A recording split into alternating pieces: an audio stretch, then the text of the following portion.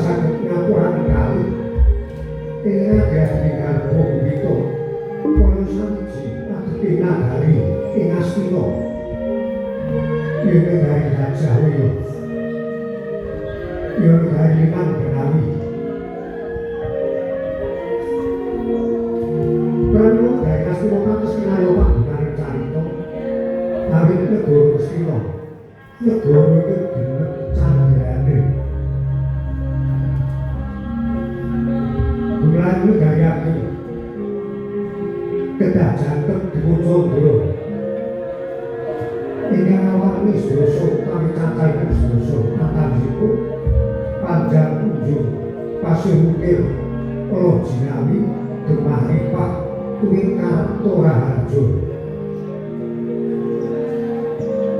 Basa Madang tegese dawa, Ujung tegese dhuwur. Sepiro ento cinekal barang tojo ing ngeran. Saiki kurang padang dawa kecamatan Ujung luhur kawibawane. Pasir ukir basa pasir tegese samudra, ukir tegese gunung. Oh jinawi roh tulus kang sarwa nandur dadi jinawi murah kang sarwa pinutu kang sarwa sinadi.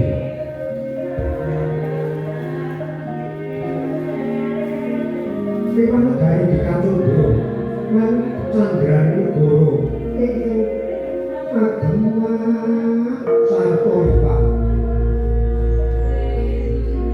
Gemaripah basa Demak kamah para kawula nangku dene sami purmampak dedadaran lelayaran. Ing utakaran utama pedhote kalis tingale tokan sapi Bogoryo ing samarga-marga. Diri basa Ipah kathah para kawula sancumada putra nagari Ngastina ketingali comalang kawulan. Ing bentokan titik anggere sami tegaken bari wis purna kenal jejel riyen tepung kritis adu cukit tumpang grandal ora jeneng kapapan jembar ketingal wempak karo saking kathah para kawula ing sami ngayuh kuwi marang kawulan muadu ing nasta barat usahane Praja Nagari ing Ngastina. Dene Karto Raharjo basa Karto harus duwe program ing Karangpadesan. Ing sawetara namung para Kisma ora mung tali ngalokal sampe panggalaping kedal pesawat ketingal mumpul marang pakaryan rasulan-sulan. Satemah namung kali saged medhit wulu daling pakedalan tuwin pasabinan kaki misil ingkang prayogi satemah bisa kanggo nyukupi kebutuhan urip lahir lan batin. Dene Raharjo amat sanjata kadang sempurna mewah para mantri Bupati Nayaka medhak dadi sanjata prajurit Sumarambah para kawula dasih. Saiki sampun ketingal gumolong ciptane manunggal para solan kangsane tinggal sahuyut saeka raya. Saiki betul-betul panjenengan ngarindo sana jagat pramudita kaya ing kawisisane wong agung ing Ngastina ingkang kepareng jejuluk Prabu Pandhu Gandawasta ya Prabu Pandhu Dewayana. Nuju sajuga keparengya Siwaka kanjeng durung pegalih sedherek ndrobi mulat arawipun ingkang rama pandhiten Talmada Sang Mahwarsi Wara Bisma mirasowanipun ingkang rayi Yama Widura sarta Pepatih dalem Patih Turunca. Sinambetan Sandya para mantri Bupati Nayaka Ander Wiswane.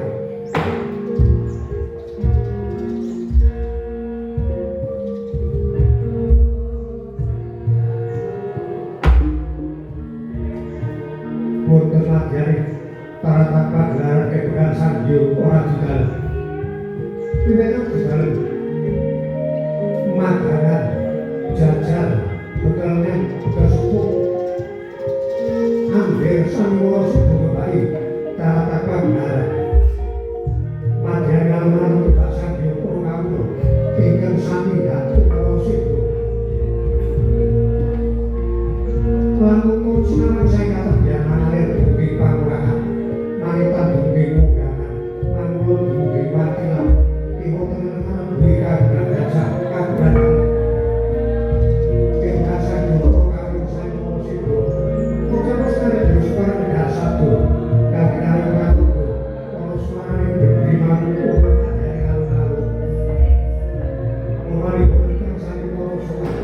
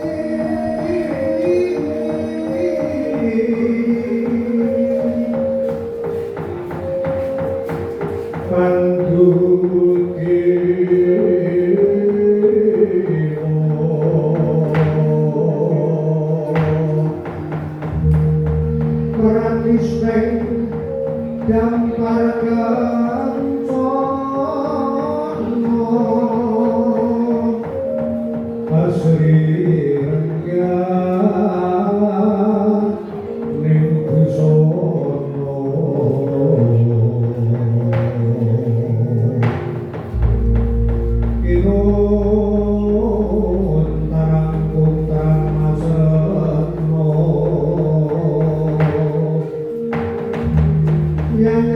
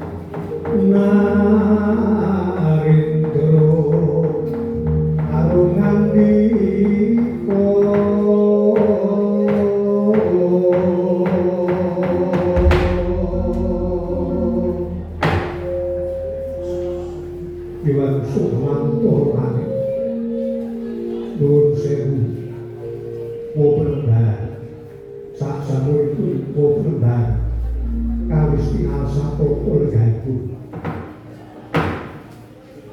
semanten ingkang putra Dimas Yoko Widodo ugi sampun sampun paripun ngadeg sartanipun urung cono sampun ketingalkan kirang sawiji-wiji siwa plembar keparwa ingkang putra Mbak Sudiarto munjuk wonten sopanipun siwa plembar ya jagat diwoto Angger Prabu nuwun tetep dipun ngajari kalamun Angger Prabu Pandu Brodowasta nedya minangkani apa dadi panune Kendharwa anakku ini dari Madrid kaya yo prayoga awit kuwi dadi kewajiban kaku kudu minangkani utawa nuruti kang dadi piwuhe garwa ingkang katemben nyidam kawula mumbahe pun bapa karo caos pengen urusan Angger Prabu sambung karo supatane utawa ipati-pati Narendra Girawa Watusmana kula suwe iku nggih upama luwih penggalih Angger Prabu tak aturi gelar gulung marang perkara iki kira-kira kepiye mungguh tunolan batine lamun sumangka nuruti apa kang dadi panungune garwa nanging kudu nyandhuti pedhoyo dening pangan ora ditindakake ngene nuruti karepane anakku Madrid gone kepengin duwe kelamenan tidak sakubara perkara iki mbok menawa dosa sambekala ados korupito nanging gawe gelare ati marang timbanganmu kula iku bono keparengake Prabu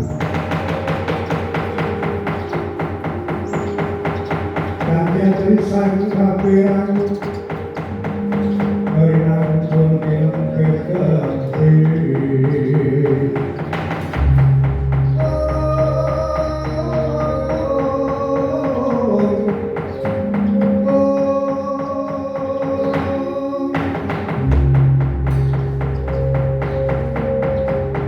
Jaya Narendra kang mangku hukum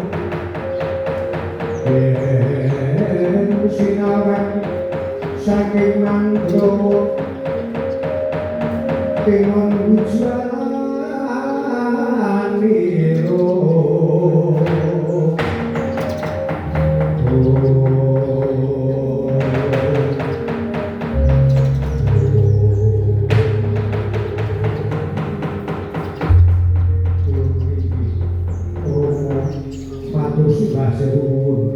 Romo Penembahan Sampun paling pengen ingkang buta namun kemaukan saking katresnan kula dhateng Nyai Dewi Madri sinaosa ingkang buta kita nyabrang samudra dawa badhe sabrani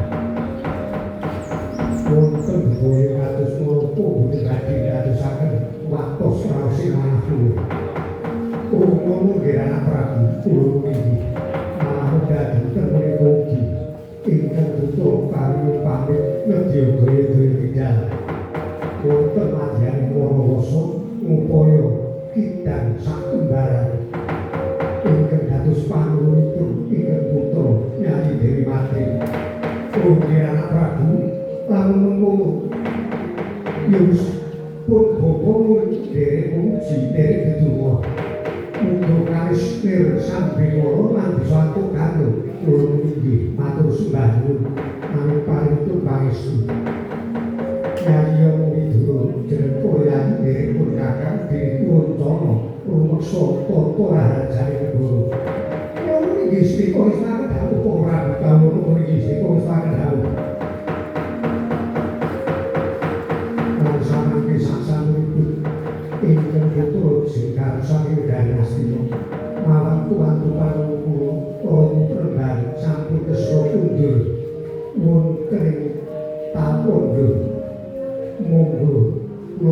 maringaken kawutaning Astina burung wonten ngarsanipun semua penembahan anggen kuledya rumangsa tentrem rahayu swasana.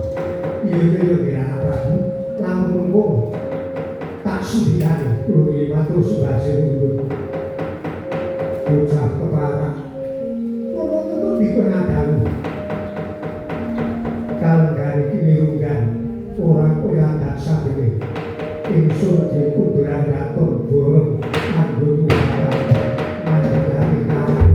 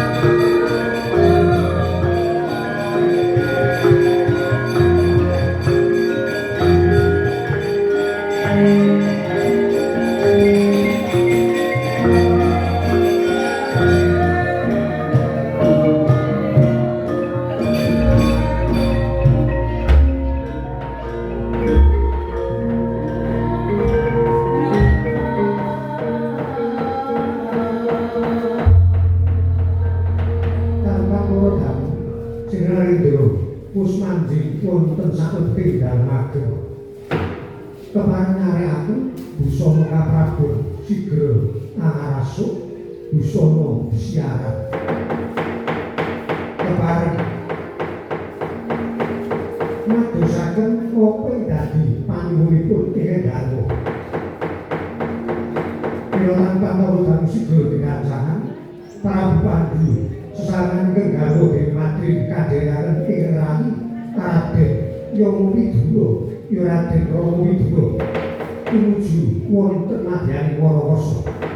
Gancang sami sanalika tindake datang kacarita sekedhik netra sical saking Pandhu ora kaya ingkang wonten madyaning Wanasiran Boya. Ing kono wonten kidang ingkang ketingal nedeng nedya pepasihan antawisipun ingkang jaler kaliyan Krishna.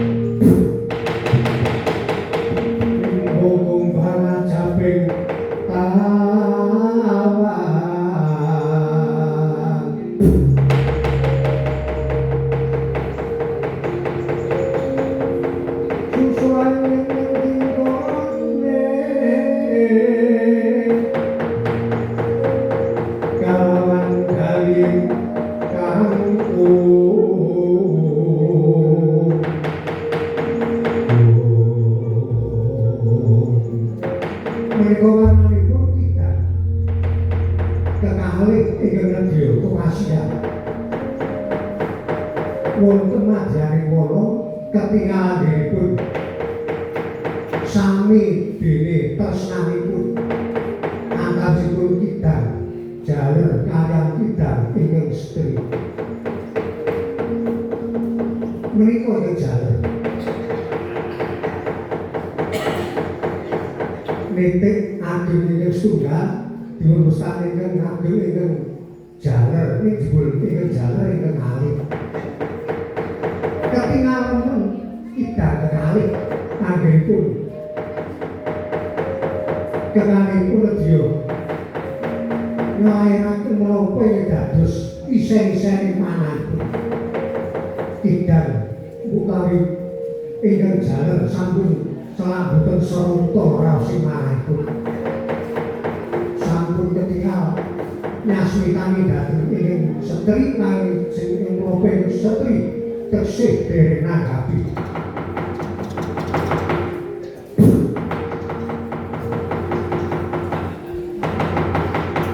Soledanu ingkang setri tanggap sasmita donaning carita usah kasedadan kekalihipun kala nindakaken sacumbana satapaning jalma manungsa kekalihipun remen-remen ora kaya tindake Prabu Gondowasta wonten kidang jangan ingkang menapa lebih pengasihan kang saranta sing pranggale sidira diparing saking katebian satemah sira berarti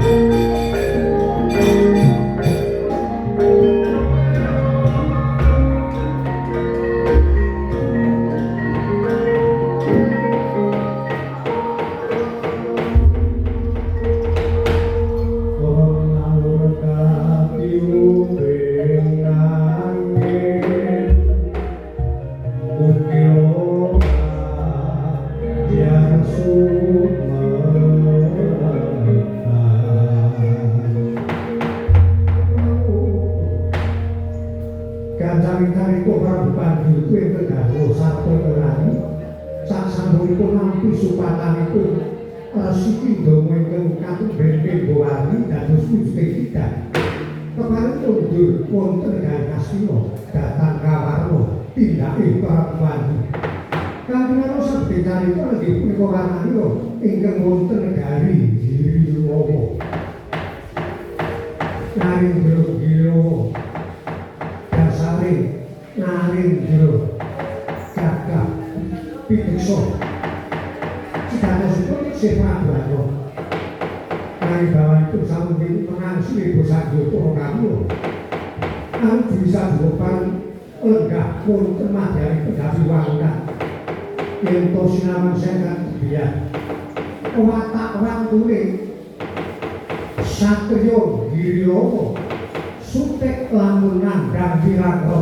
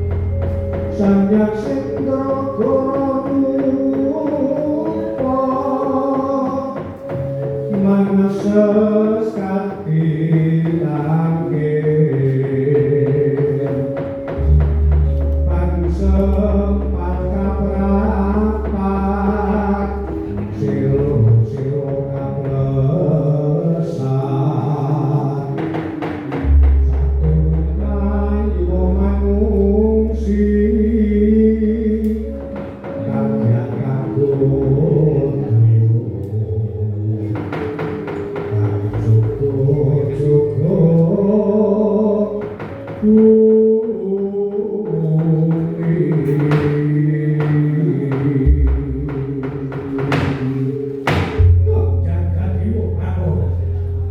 Patih ojo dilaku jagat Patih dan Boyakso rata wonten meniko ngadawu sinuwun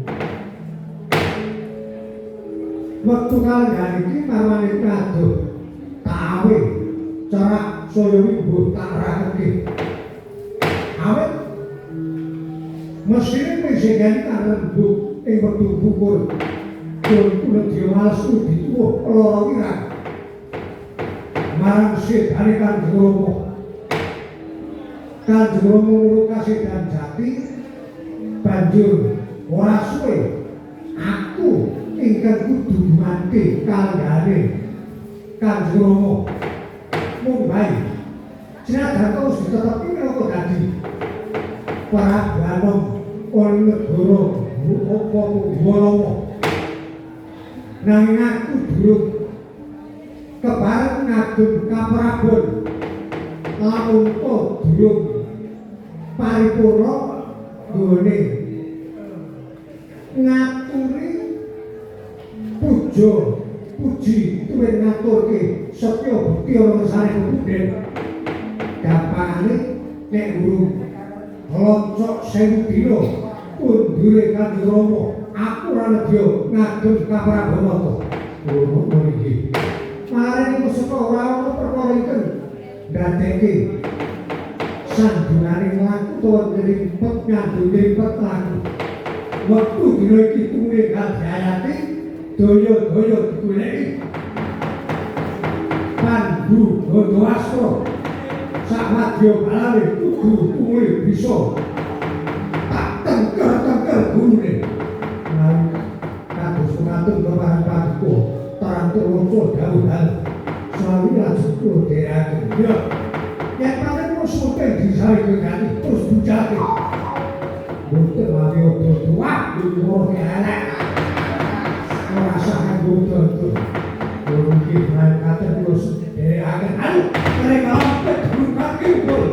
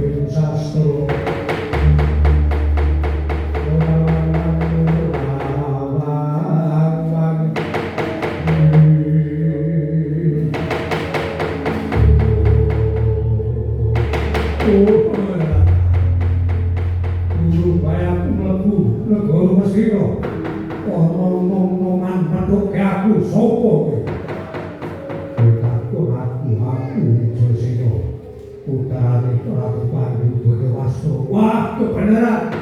Ketemu anake Pandhu Gondowastra. Aku tumeka ning papane goleki Pandhu Gondowastra. wis dadi wong ndi sapa jenengmu lan duwe apa kate. Aku bupati Girowo. Den boyakso jenengku dene kakene dereke tindai kusiku. Kedhe masku dituwuh loro wirang segane ratu kusiku. Ing negara Girowo. Pandunandi kegerak pateni. Ojo tak ngrasani pandu bapakku maju ora urung idak gepeng dadak. Wah!